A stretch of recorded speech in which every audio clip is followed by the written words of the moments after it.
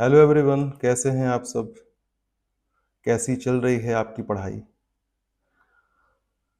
तो अभी तक हमने नॉर्थ इंडिया और नॉर्थ ईस्ट के सारे स्टेट कर लिए हैं। आज हम कुछ और स्टेट्स आगे करेंगे और हमारे इस सफ़र में सबसे पहला स्टेट आता है गुजरात। गुजरात में हमें 4 नेशनल पार्क पढ़ने हैं और उसके साथ-साथ 23 वाइल्ड लाइफ सेंचुरी है। इन 23 वाइल्ड लाइफ सेंचुरी के बारे में हम नहीं पढ़ने वाले, क्योंकि किसका-किसका नाम याद रखेंगे। आगे जब भी पिछले 1 डेढ़ साल में और जब वो एग्ज़ाम का टाइम आएगा, यूपीएससी प्री का जब टाइम आएगा, तो उस समय से लेकर पिछले डेढ़ साल के भीतर जो भी wild life centuries of Gujarat news में होंगे, मैं उनका न्यूज़ और टोटल डिटेल एक्सप्लेनेशन आपको दे दूँगा। तो अभी के लिए आपको बिल्कुल चिंता करने की ज़रूरत नहीं है। वाइल्ड लाइफ सेंचुरीज़ नहीं करना है, सिर्फ़ 4 नेशनल पार्क करने हैं। 4 नेशनल पार्क अगर गुजरात का बात करें, तो एक छोटे बच्चे को भी पता होता है कि गिर नेशनल पार्क, छोटे बच्चे कहने का मतलब है कि टीनेजर, वो स्कूल गोइंग चिल्ड्रन, ठीक है? ना कि वो जो नियोनेट्स होते हैं, उनके बारे में मैं बात नहीं कर रहा। तो गिर नेशनल पार्क कहाँ है? गुजरात में है, ये तो बात सबको पता होता है। लेकिन अभी हमारे पास 2 है ना? तो इसको हम याद करेंगे V2 से। V2, V2 से कैसे याद करेंगे? V2 से ऐसे याद करेंगे, एक है वेलावदार, वेलावदार और दूसरा है वंसदा, ठीक?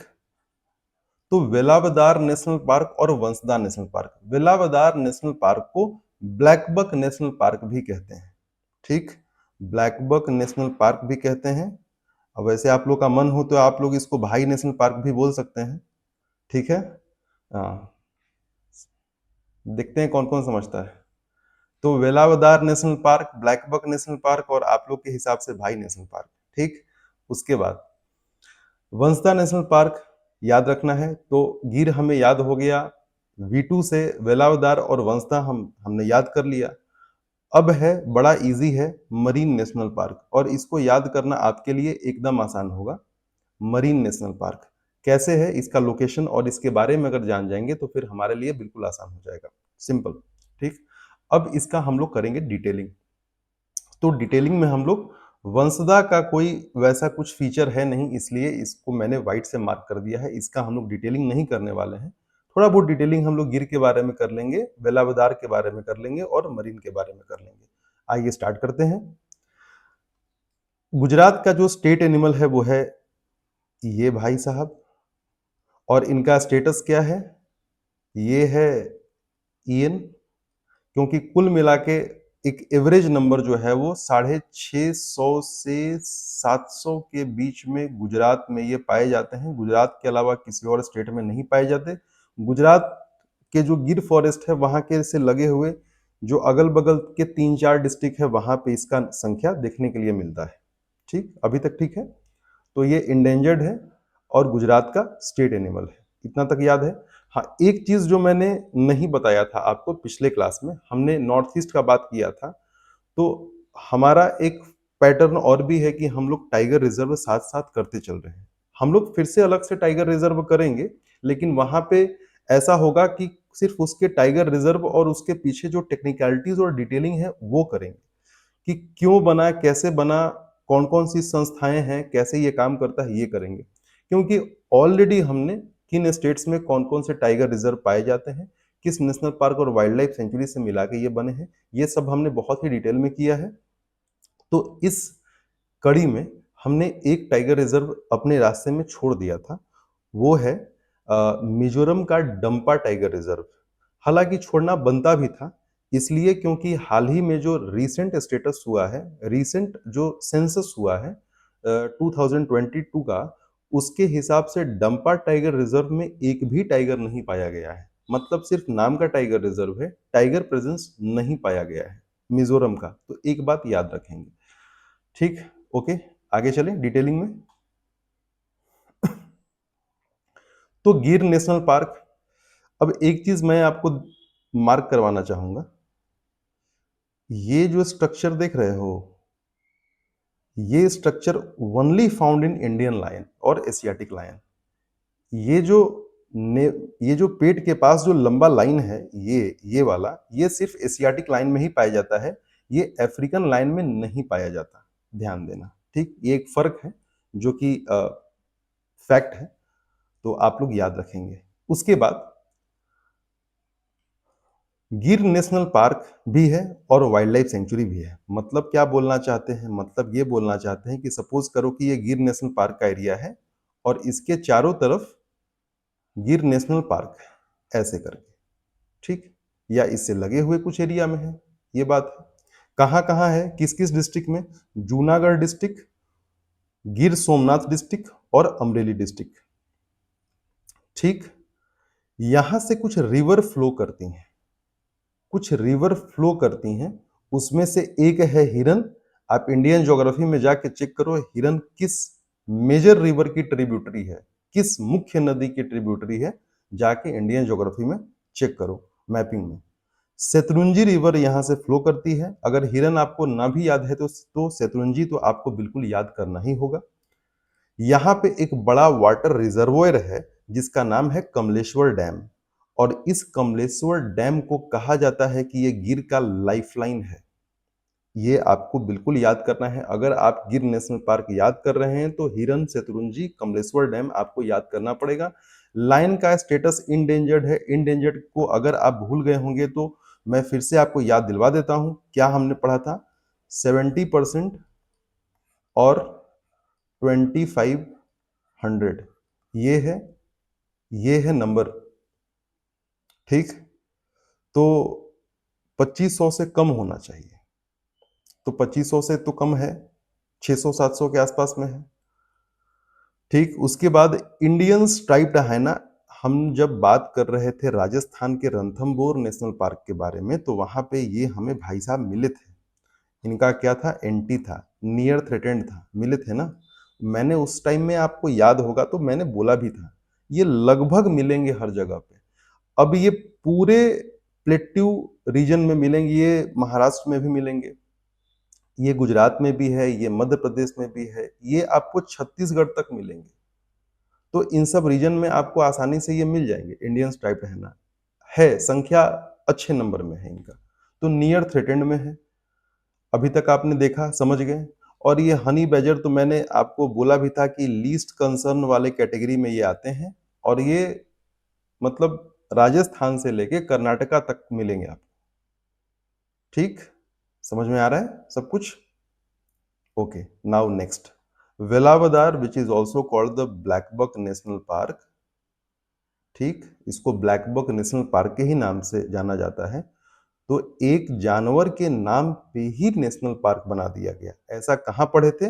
अभी हमने कुछ दिन पहले लास्ट क्लासेस में ही पढ़ा था, लास्ट लेक्चर में ही देखा था कि त्रिपुरा के दो ऐसे नेशनल पार्क थे, जो था बाइजन नेशनल पार्क, जिसको राजबाड़ी नेशनल पार्क के भी नाम से जाना जाता है, और उसके बाद एक था क्लाउडेड लेपर्ड नेशनल पार्क। एक था क्लाउडेड लेपर्ड नेशनल पार्क था सिपाही जाला वाइल्ड लाइफ सेंचुरी के अंदर, और जो बाइजन और राजबाड़ी नेशनल पार्क था वो था कृष्णा वाइल्ड लाइफ सेंचुरी के अंदर। ये आपको याद है या नहीं याद है, या आप भूल गए? ये आपको बिल्कुल याद होना चाहिए। ऐसे याद करोगे तो एग्जाम में बिल्कुल आप मुस्कुराओगे और बाकी लोग उदास रहेगा, ठीक? अब देखो, कहाँ है ये? गुजरात के भावनगर डिस्ट्रिक्ट में है। ब्लैकबक यहाँ पे पाया जाता है और ये लीस्ट कंसर्न है। एक बात के लिए मैं आपसे माफी चाहूंगा, जब हम लोग पहले क्लास कर रहे थे तो हम जब हरियाणा स्टेट पढ़ रहे थे, मुझे अच्छे से याद है, हरियाणा स्टेट जब हम लोग पढ़ रहे थे तो वहां पर हमने आपको बताया था कि हरियाणा का स्टेट एनिमल है ब्लैक बक, सॉरी। तो ब्लैक बक उस समय मैंने आपको बताया था कि ब्लैक बक जो है वो एंटी है, नियर थ्रेटेंड है। कई जगह ऐसी बातें होती हैं क्योंकि ये इनका नंबर खतरे में जा रहा है, ये खतरे में है इनका नंबर, और इनका जो हैबिटाट है वो बहुत तेजी से घट रहा है। इसलिए भारत सरकार और बहुत ऐसी जगहों पे है जहाँ पे लिखा भी हुआ है कि ये नियर थ्रेटेंड है, लेकिन आईयूसीएन का जो ऑफिशियल स्टेटस है उसके हिसाब से ब्लैक बुक अभी भी लीस्ट कंसर्न है, चिंता योग्य बात नहीं है, बहुत संख्या में है, ये बात है, ठीक है। और ऑफिशियली ऐसा माना जाता है कि इनकी संख्या 50,000 से ऊपर वाइल्ड में है, तो ये लीस्ट कंसर्न वाले स्टेटस में है, नियर थ्रेटेंड में नहीं है, अभी तक नहीं आए हैं। तो इस बात के लिए मैं माफ़ी चाहूँगा, जो मैंने आपको बताया था, ये नियर थ्रेटेंड नहीं है, ये लीस्ट कंसर्न के स्टेटस में है, तो ये बात ध्यान रखिएगा, ठीक है? उसके बाद यहाँ पे एक और बहुत ही इम्पोर्टेंट स्पीसीज़ पाई जाती है जिसका नाम है लेसर फ्लोरिकन और ये क्रिटिकली इंडेंजर्ड है। बहुत, बहुत, बहुत खतरे में है, सीआर है। इसलिए ये जो स्पीसीज़ है ये हमारे एग्ज़ाम के लिए बहुत इम्पोर्टेंट हो जाता है। अगेन इसके बारे में मैं डिटेल बता दूँ कि ये जो ग्रेट इंडियन बस्टर्ड है, उसके फैमिली से आता है। हमने अभी तक 3 पढ़े हैं। एक राजस्थान में पाया जाने वाला ग्रेट इंडियन बस्टर्ड जो कि डेजर्ट नेशनल पार्क और उसके अगल-बगल के रीजन में हमने देखा था। उसके बाद हमने देखा कि असम में जब हम लोग पढ़ रहे थे तो हमें मिला था बंगाल फ्लोरिकन, ठीक? वो भी खतरे में था। यहाँ पर ये लेसर फ्लोरिकन है which is very similar to both both them किसके बंगाल फ्लोरिकन और ग्रेट इंडियन बस्टर्ड दोनों से दोनों के ही फैमिली में आता है और ये भी क्रिटिकली इंडेंजर्ड है, भारी खतरे में है। इस पे भी गवर्नमेंट का काफी ध्यान है इसको इसके कंजर्वेशन पे। तो ये बात आपको समझ में आ गया अभी तक हमने गिर किया है, अभी तक हमने वेलावदार और ब्लैकबक नेशनल पार्क किया है which is in Bhavnagar district of Gujarat. अब आगे चलते हैं। अब देखिए ये है मरीन नेशनल पार्क। सबसे पहले आप इसका लोकेशन देख लीजिए। लोकेशन देखने से आपको पता लग जाएगा कि एग्जैक्टली ये चीज है कहाँ। ये इस जगह पे है।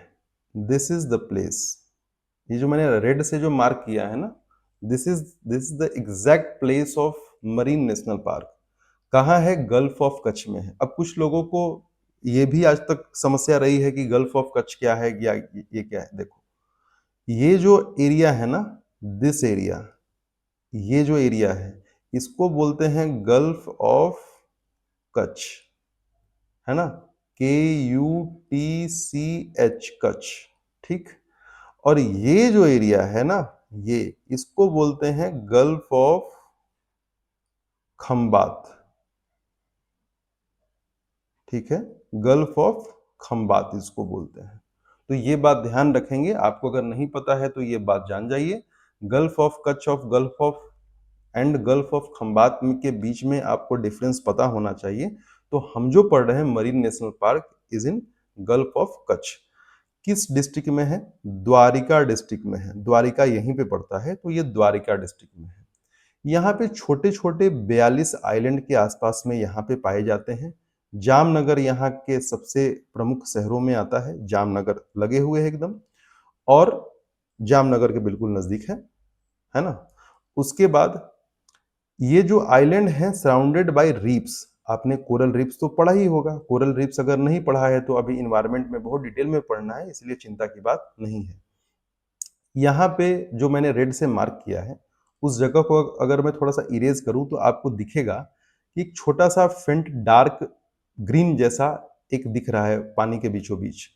वो जो मेन आइलैंड है उस मेन आइलैंड को बोलते हैं Pirotan island which is very famous, prominent island है यहाँ का पिरोतन आइलैंड, याद रखना है। यहाँ पे डुगोंग पाया जाता है। इसको सी काऊ भी बोलते हैं। इसको बोलते हैं सी काऊ क्योंकि ये हर्बीवोरस है। ये समुद्री घास वगैरह जो भी है वो वही खाता है, ठीक। तो डुगोंग है ये है डुगोंग। This is dugong. और ये इसका स्टेटस वल्नरेबल है। क्या होता है? 50% और 10,000 से कम होना चाहिए। अभी तक समझ में आ गया? ये एक साइट है, दृश्य है।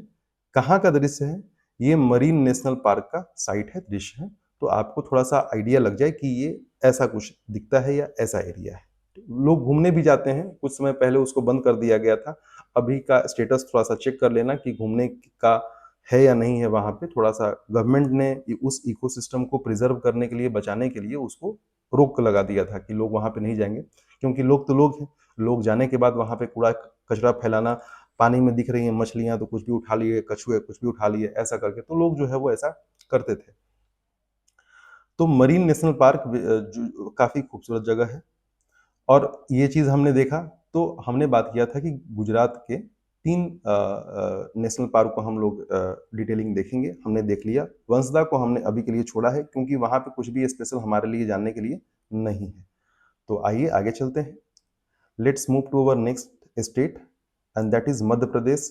यहाँ पे इतने नेशनल पार्क हैं कि जैसे एक मूवी में डायलॉग है ना कि बाप का, दादा का, भाई का, सबका बदला। तो क्या है कि जितने जो भी स्टेट थे, जैसे यूपी में एक नेशनल पार्क था, बिहार में एक नेशनल पार्क था, तो ये इतने बड़े बड़े स्टेट हैं, मतलब एरिया तो है ही और जनसंख्या भी इनका बहुत ज़्यादा है।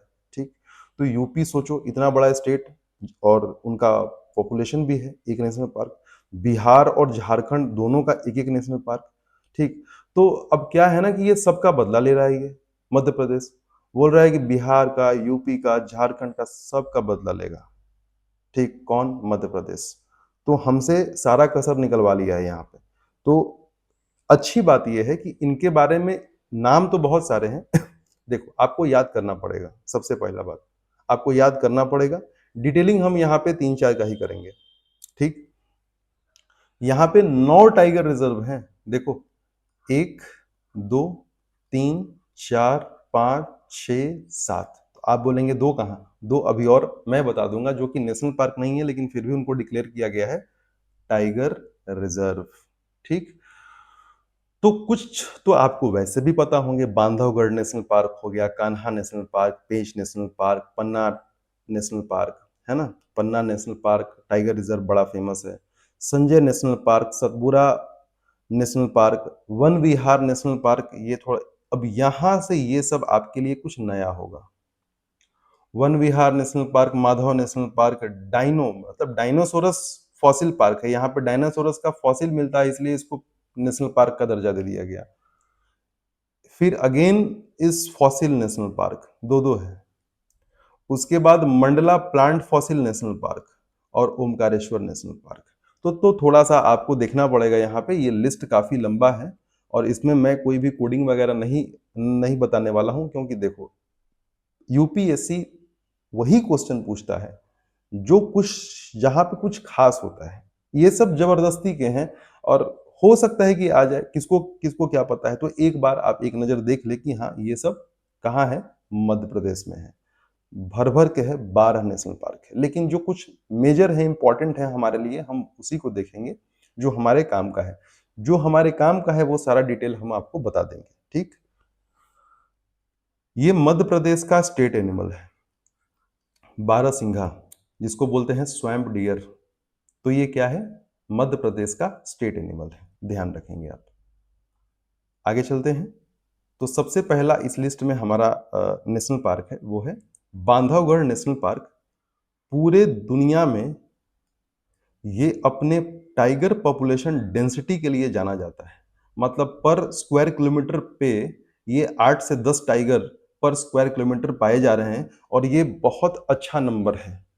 टाइगर का पॉपुलेशन डेंसिटी बहुत बढ़िया है यहाँ पे बांधवगढ़ में, इसलिए जाना जाता है। मध्य प्रदेश के उमरिया डिस्ट्रिक्ट में ये स्थित है। ये बांधवगढ़ आप याद रखेंगे। ठीक है, उसके बाद आगे चलते हैं। अब है Kanha national park. Kanha national park.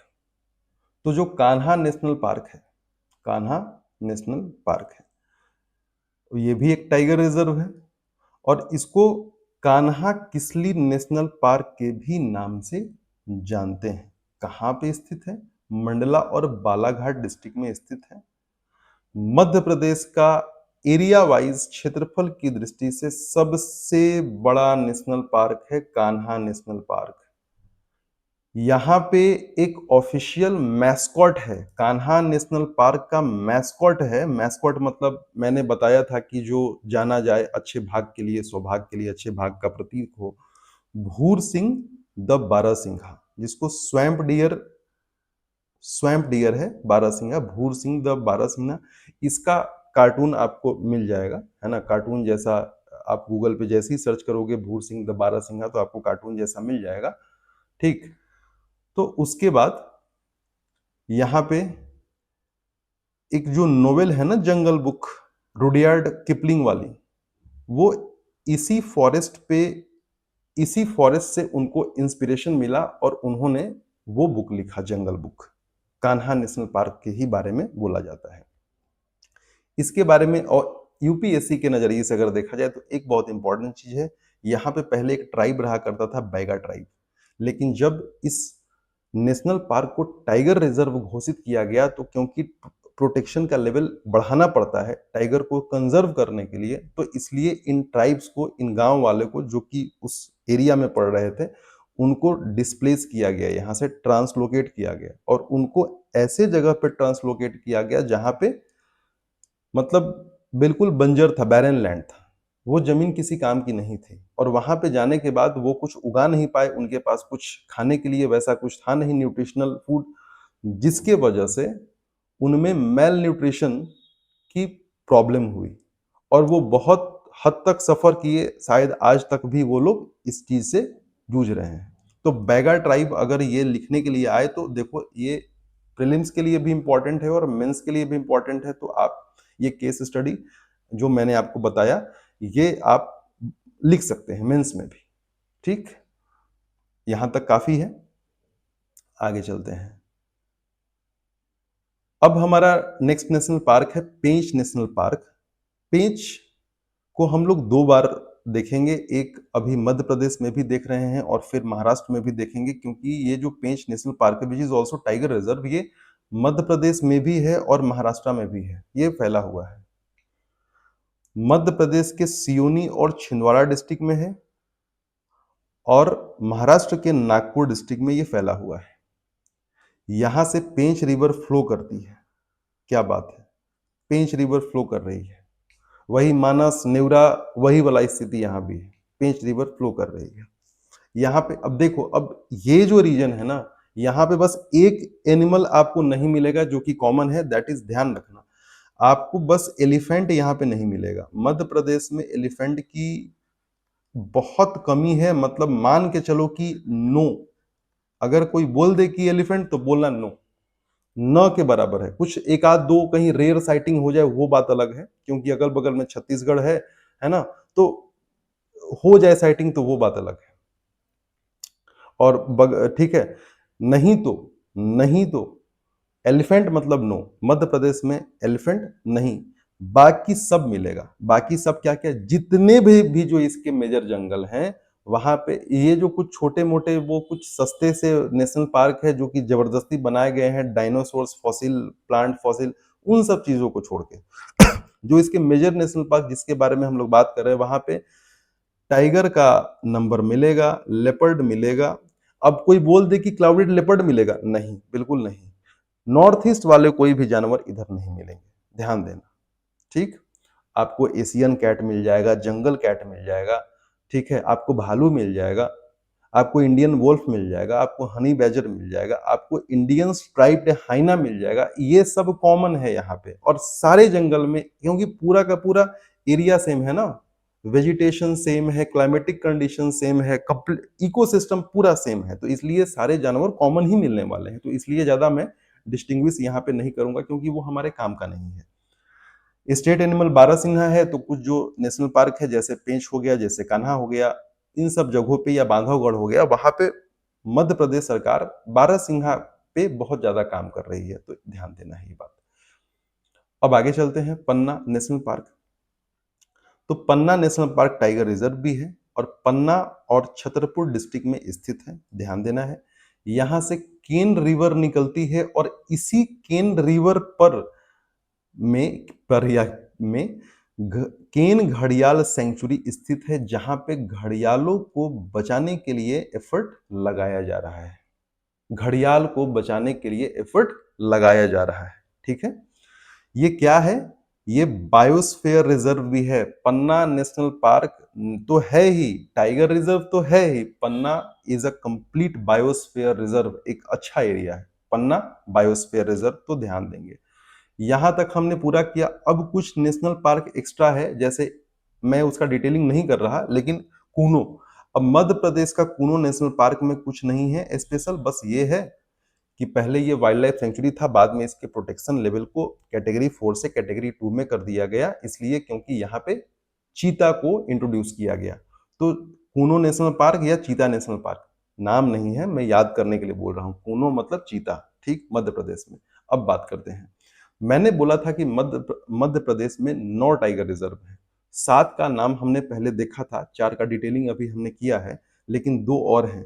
एक वीरांगना दुर्गावती टाइगर रिजर्व, ये आपको याद होना चाहिए, और दूसरा रातापानी टाइगर रिजर्व। ये 2 और ऐसे टाइगर रिजर्व हैं जो कि हाल ही में ये डिक्लेयर हुए हैं, और ये आपको याद होना चाहिए। ठीक है, वीरांगना दुर्गावती टाइगर रिजर्व और रातापानी टाइगर रिजर्व। पूरे भारत में सबसे ज्यादा अगर टाइगर कहीं पे मिलता है तो वो मध्य प्रदेश में है। 2022 के सेंसस के अनुसार 785 टाइगर यहाँ पे पाए गए हैं, which is a very very very very good number. ठीक, इसके साथ हमारा मध्य प्रदेश स्टेट समाप्त होता है। हम लोग आगे बढ़ते हैं छत्तीसगढ़ की तरफ। तो छत्तीसगढ़ जो स्टेट है वो पहले ऐसा ही था जैसे बिहार और झारखंड और यूपी और उत्तराखंड। मतलब ये कि 2000 में मध्य प्रदेश से अलग हुआ, सन 2000 में। 2000 से पहले या उस समय तक ये क्या था, ये मध्य प्रदेश का ही पार्ट था, और उस समय तक मध्य प्रदेश भारत का सबसे बड़ा स्टेट हुआ करता था। अब बात करते हैं, यहाँ पे छत्तीसगढ़ में हमें 3 नेशनल पार्क पढ़ने हैं। पहला है Indravati national park, which is also a tiger reserve, ध्यान देना है। उसके बाद मैंने बोला था कि वैली वैली मिलेंगे, तो क्या है, एक बार देखो जरा। हमने पढ़ा था पिन वैली, ठीक, कहाँ, हिमाचल प्रदेश। हमने पढ़ा था नेवरा वैली, कहाँ, वेस्ट बंगाल। अब आ गया कांगेर वैली, ठीक है। कांगेर वैली या कई जगह इसको कांगेर घाटी भी बोलते हैं, तो बात एक ही है। ये है 36 गढ़ में, ठीक।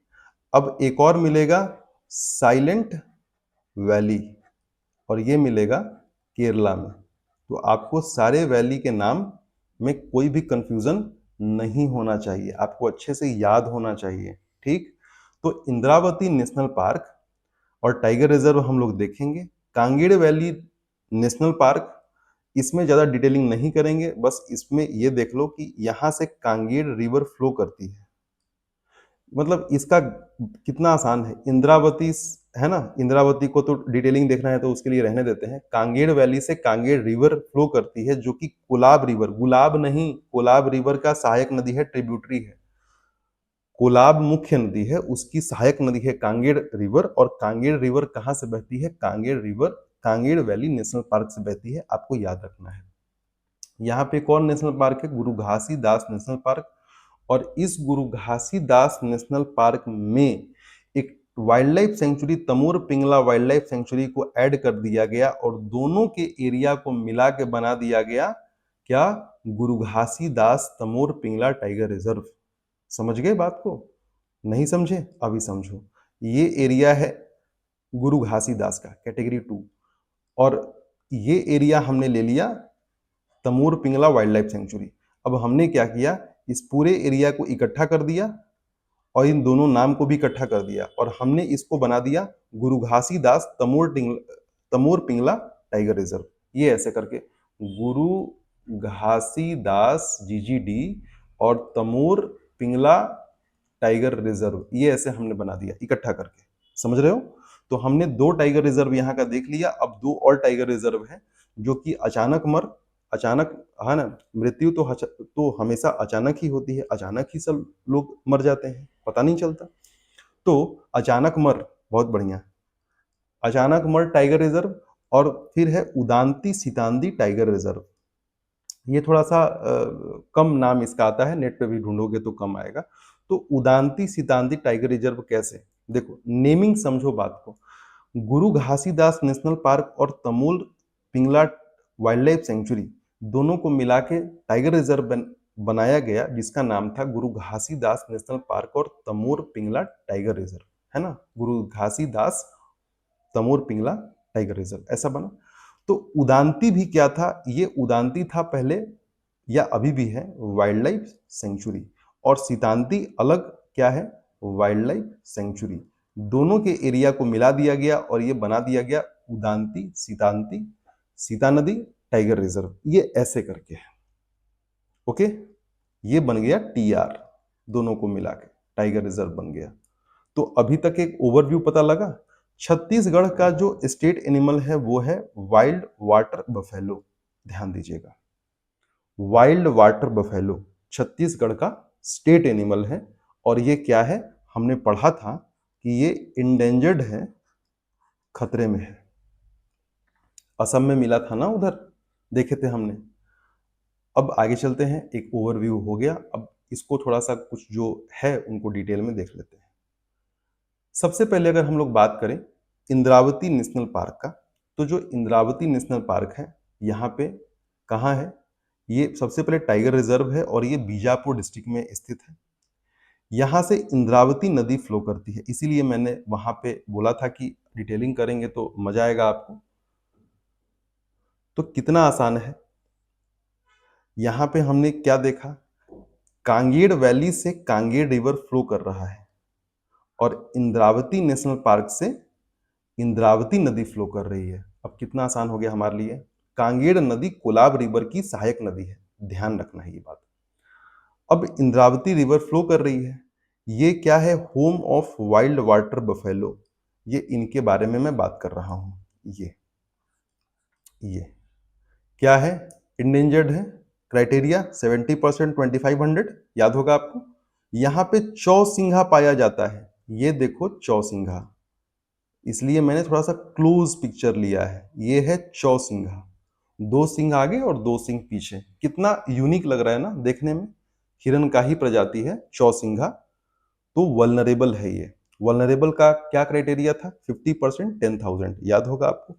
इंडियन बाइजन यहाँ पे पाए जाते हैं, which is the state animal of Bihar, Bihar का ये स्टेट एनिमल है, तो यहाँ पे पाए जाते हैं। ठीक, ओके, अभी तक सब कुछ ठीक है।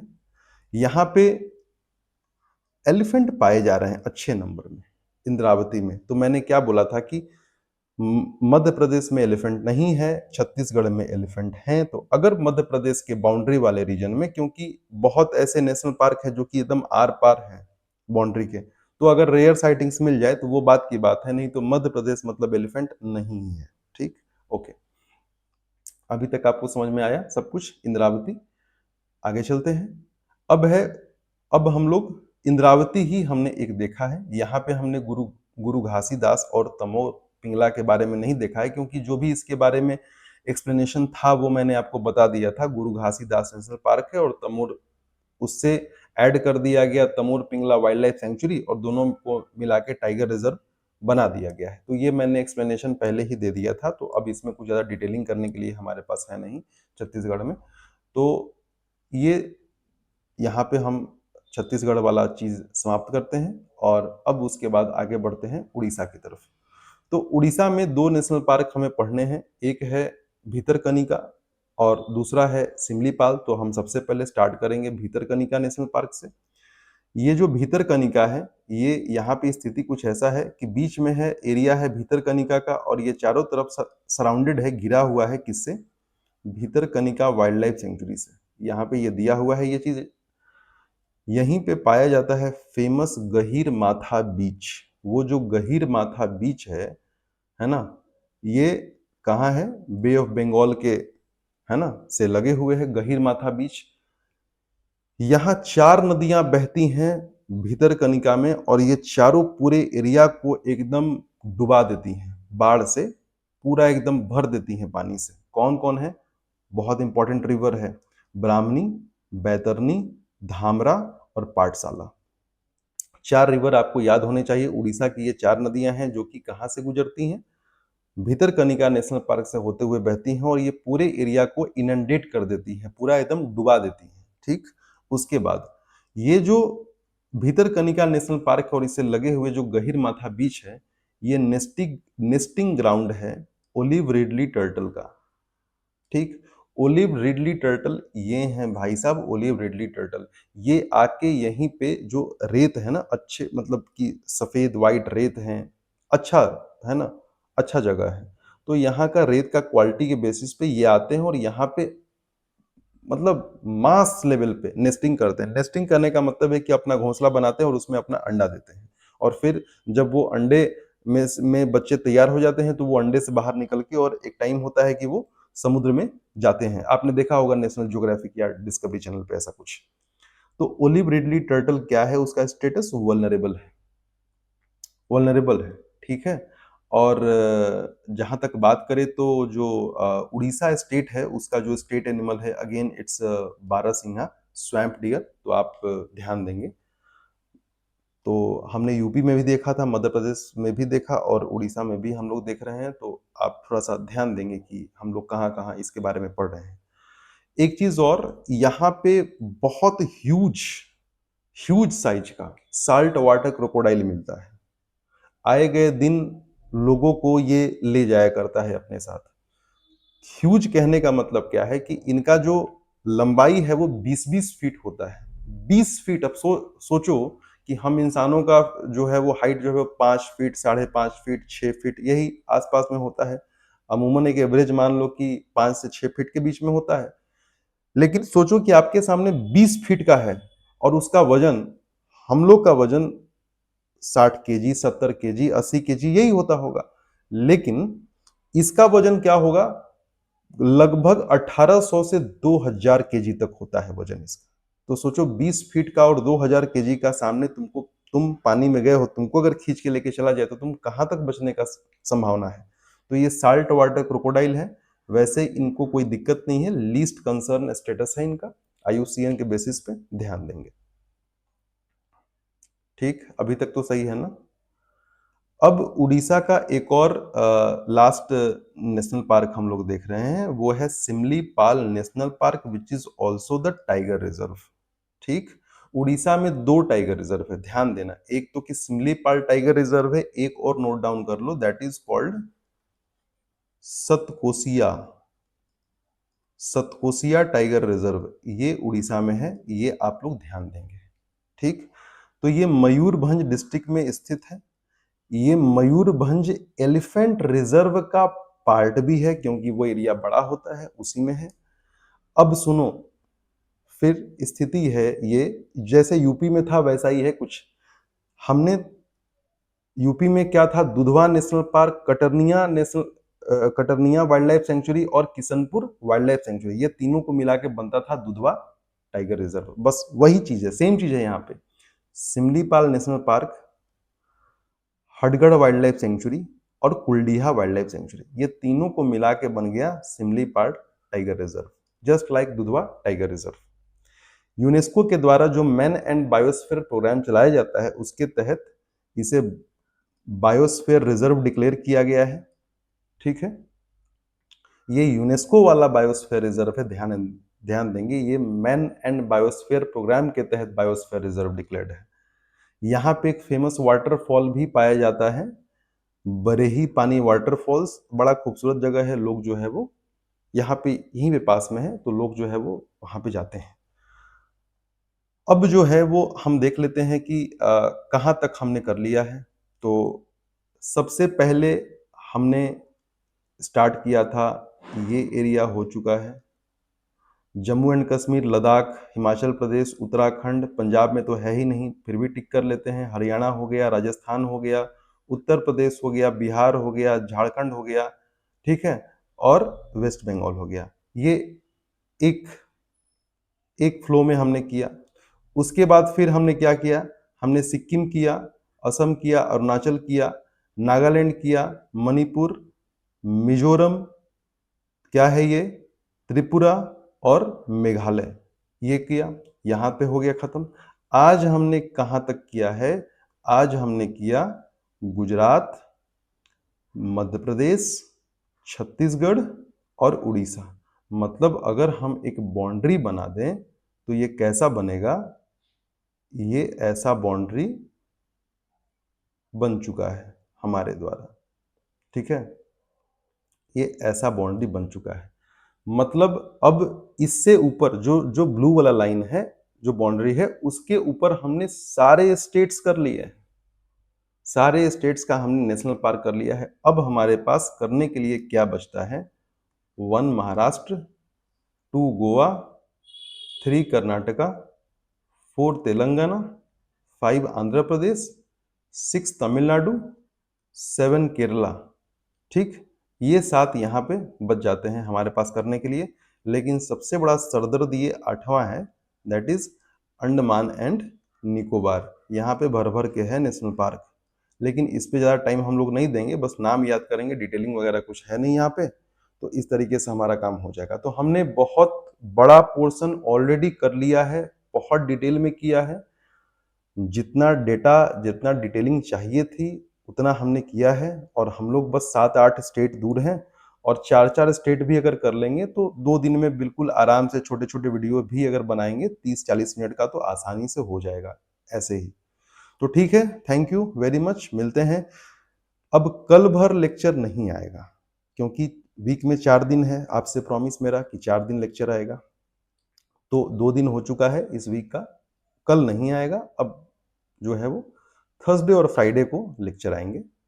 और आपके लिए एक और, कि अगर यूपीएससी की तैयारी कर रहे हैं तो प्री और मेंस दोनों का ही करेंगे। तो अगर मेंस के लिए जो आप तैयारी कर रहे होंगे, तो इसी चैनल पे एक सीरीज आ रहा है, वो वो एक्चुअली है बिहार पब्लिक सर्विस कमीशन के लिए, लेकिन बिलीव मी सारे कंटेंट आपके वाले ही मिलेंगे, यूपीएससी वाले ही मिलेंगे, क्योंकि कुछ बिहार अलग नहीं है।